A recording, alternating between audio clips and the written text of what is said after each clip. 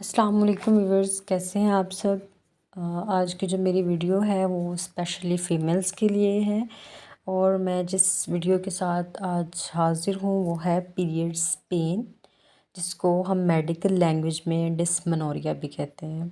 मैं आपको medical language में इसलिए भी साथ बताती हूँ कि आपको पता हो कि इसको जो है मेडिकल लैंग्वेज में हम क्या कहते हैं, ताकि इंसान को इसके बारे में पता होना चाहिए, पर्टिकुलरली फ़ीमेल्स को। मैं बताऊंगी कि डिस्मेनोरिया क्या है, इसकी रीज़न्स क्या है और इसकी टाइप्स क्या होती हैं। इसकी मेनली 2 टाइप्स हैं, प्राइमरी डिस्मेनोरिया और सेकेंडरी। पीरियड्स पेन जो है वो बहुत ही कॉमन होता जा रहा है। मैंने पहले भी आपको अपनी वीडियो में एक रीज़न बताई थी पीरियड पेन की, वो थी खून की कमी। तो ये बहुत बड़ा रीज़न है। जो मेन रीज़न है वो अनीमिया ही है एक्चुअली। जो प्राइमरी डिस्मेनोरिया है उसकी उसमें आ जाती हैं कि जो पीरियड पेन है वो इतना शदीद किस्म का नहीं होता। नॉर्मली जो है वो पीरियड पेन होता है और इसकी वजह होती है एंजाइटी हो सकती है, बच्चियां परेशानी ले लेती हैं और उसकी वजह से हार्मोन्स जो हैं वो डिस्टर्बेंस होती है, फिर पीरियड पेन होती है। और कुछ बच्चियों में इन्फेक्शन होता है, पेल्विक इन्फेक्शन हो जाता है, वो भी कॉज़ है पीरियड पेन की। एक्चुअली हमें पता ही नहीं होता कि पेल्विक इन्फेक्शन है या मतलब हमें इस चीज़ का मतलब अंडर जो हमारे पार्ट्स हैं उसका हमें इन्फेक्शन हो गया, हम इस चीज़ को बोदर ही नहीं करते। इसके हम सफाई का बिल्कुल भी ख्याल नहीं रखते। इसको प्रॉपर हाइजीन करना चाहिए। इसके हेयर रिमूवर्स जो हैं वो प्रॉपर वे में होने चाहिए, एंटीसेप्टिक्स यूज़ करने चाहिए और प्रॉपरली वॉश करना चाहिए। और वॉश करने के बाद इसको टिश्यू से जो है वो ड्राई करना बहुत ज़रूरी है, बहुत ही ज़्यादा। ये इन्फेक्शन का कॉज़ बन जाता है। एक और कॉज़ ये भी है कि कंजेनिटल एबनॉर्मेलिटी हो सकती है, मतलब कि पैदाइशी जो स्ट्रक्चर है वो इस तरह का होता है कि उसकी वजह से भी पीरियड पेन जो है वो होती है।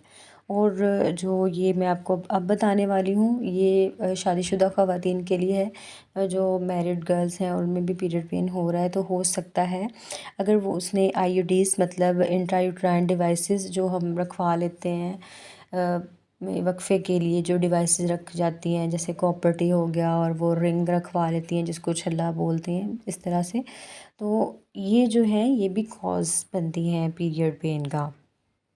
और अब जो सेकेंडरी है, इसकी जो टाइप है डिस्मेनोरिया की, पीरियड पेन की जो सेकंड टाइप है वो है, उसमें आ जाती है ओवेरियन सिस्ट। और ओवेरियन सिस्ट के भी बहुत ज़्यादा आगे टाइप्स हैं, ये आजकल काफ़ी कॉमन हुई हुई हैं। ओवेरियन सिस्ट और पेल्विक एंडोमेट्रियोसिस हो, इसमें भी सिस्ट्स ही बनती हैं। ये कैसी बीमारी है, ये बजाते खुद एक बीमारी ही है जो एंडोमेट्रियोसिस है। मैं इसको अपनी फिर किसी वीडियो में एक्सप्लेन कर दूँगी। और ये भी कॉज़ बनती है इसका पीरियड पेन का। और एक और जो बीमारी है यूट्राइन फाइब्रोसिस जो है, ये भी एक बीमारी है, इसमें भी पीरियड पेन जो है बहुत ज़्यादा होता है। ये जो सब डिजीज़ हैं इनके बारे में बताना आपको हरगिज़ इसका मकसद ये नहीं है कि आपको डराना है, बल्कि इसका मकसद जो है वो आपको आगाह करना है कि हम सब इसको बहुत नॉर्मल ले लेते हैं। पीरियड पेन ये तो है, कोई बात नहीं, इसको क्या चेक करवाना वगैरह वगैरह, बहुत सारी मिथ्स होती हैं। अगर मैं आपको इस बारे में इन्फॉर्म कर रही हूँ तो मैं आपको ये भी एक्सप्लेन करूँगी कि नॉर्मल पीरियड पेन और एबनॉर्मल पीरियड पेन जो है वो उसमें क्या डिफरेंस है, मैं इनमें आपको बताऊँगी ताकि आप डिफ्रेंशिएट कर सकें कि पीरियड पेन जो है वो किसी बीमारी से रिलेटेड है या मतलब जो नॉर्मली है वो हो रहा है। इसमें भी मैं आपको एक्सप्लेन करूँगी इसके बारे में। अगर तो पीरियड पेन ऐसा है कि सामने मतलब नीचे लोअर एब्डोमिनल आपको पार्ट में फ़ील हो रहा है और बैक साइड पे फ़ील हो रहा है और पेन है, तो इट्स मीन इट्स नॉर्मल। या मतलब थोड़ी सी इसमें शिद्दत है तो आप ये सोच सकते हैं कि हाँ ये वीकनेस की वजह से है या मतलब खून की कमी की वजह से है। ऐसी कंडीशन में जो है वो ब्लड लॉस जो है उसका फ़्लो भी आप साथ में नोट करेंगी। तो अगर वो नॉर्मल है पहले दिन में आप 1 से 2 पैड सोक कर रही हैं तो इट्स क्वाइट नेचुरल। आप इसमें रेस्ट करें, ठीक है। आप इसमें बॉयल एग लें, आप नीम गर्म दूध लें, हल्दी डालें उसमें। आप जो हल्दी है वो आप 1 कप ले लें, उसमें हाफ़ टेबल स्पून डाल लें, मतलब थोड़ा करके। देखिए जो गरम दूध में हम जो टर्मरिक पाउडर डाल के ले रहे हैं, ये एक एंटीबायोटिक के तौर पर काम करता है, ठीक है। आपको मेडिकेशन लेने के बजाय बेस्ट है कि आप ये ले लें। अगर आपसे नहीं लिया जाता तो आप थोड़ी सी कम मिकदार में ले लें, मतलब ऐसे कर लें कि 1 कप दूध ले लें, उसको नीम गर्म कर लें और थोड़ा सा यानी हाफ़ टेबल स्पून डाल लें आप उसमें, और वो आप पिएं, थोड़ा थोड़ा करके पी लें। ये बहुत बेनिफिशियल है। चिकन सूप बना के ले लें, इससे आपको बड़ा अच्छा आराम आ जाएगा। और हॉट पैक्स आप जो है वो कमर के नीचे या लोअर एब्डोमिनल पार्ट पर लगाएं, तो इससे आपका अगर पेन रिजॉल्व हो जाता है तो it means it's quite natural pen. इसमें आपको परेशान होने की या इस तरह डॉक्टर के पास जाने की ज़रूरत नहीं है। इसमें आपको ज़रूरत है तो अपनी डाइट को इम्प्रूव करने की। देखिए डाइट इम्प्रूव करके हम बहुत सारी बीमारियों से बच सकते हैं। ये थी नॉर्मल पीरियड पेन की जो सारी साइन और सिम्टम थे। अब मैं आपको बताऊंगी कि जो एबनॉर्मल पीरियड्स पेन है वो कैसा होता है। जो एबनॉर्मल पीरियड पेन होता है वो एक तो वो जो है वो लोकलाइज नहीं होती, वो रेडिएट करती है। ऐसे लगता है जैसे पूरे पेट में ही दर्द हो रहा है और आपसे बिल्कुल स्ट्रेट खड़ा नहीं हुआ जाता।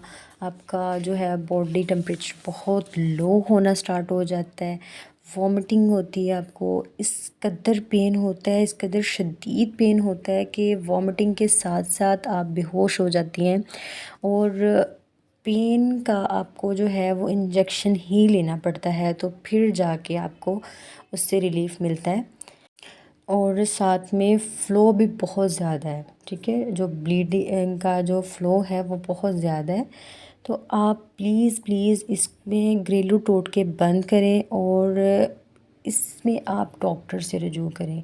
आपने ये नहीं सोचना कि कुछ नहीं होता, पीरियड पेन ही तो है, होता है, नहीं, ये नहीं सोचना। ये वाली बातें आपने साइड पे रख देनी है और आपने फ़ौरन डॉक्टर से रुजू करना है और एक्सपर्ट गायनेकोलॉजिस्ट के पास जाना है। प्लीज़ आप नॉर्मल से किसी डॉक्टर के पास मत जाइएगा, किसी एक्सपर्ट से आप ओपिनियन लीजिएगा।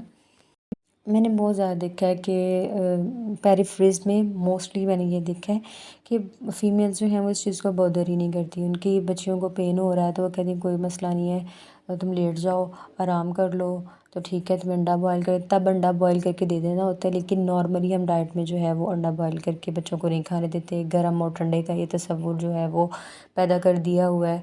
ये खजूर नहीं खानी, ये गर्म होती है, ये गर्म ठंडा कुछ नहीं होता। इसमें जो है आपको पावर मिलती है। आपने देखा होगा कि मैं अपनी वीडियोस में डाइट पे बहुत ज़्यादा बात करती हूँ। एक्चुअली डाइट ही हमारी सबसे बड़ी मेडिसिन है। हम ये पैराडोल खा लेते हैं जाके, जी हम फ़लाँ पोनोस्टान खा लें आराम आ जाएगा, नहीं, वो आपको अंदर से डैमेज करता है। और जो डाइट है वो आपको अंदर से रिपेयर करती है। इसका प्रोसेस स्लो होता है। ये बहुत ही अच्छी मेडिसिन है जो डाइट है। अल्लाह ताला ने हमारे लिए जो नेचुरली मैकेनिज़्म बनाए हुए हैं वो ही बेस्ट हैं। अच्छा, तो मैं बात करती हूँ ये पीरियड पेन की ही।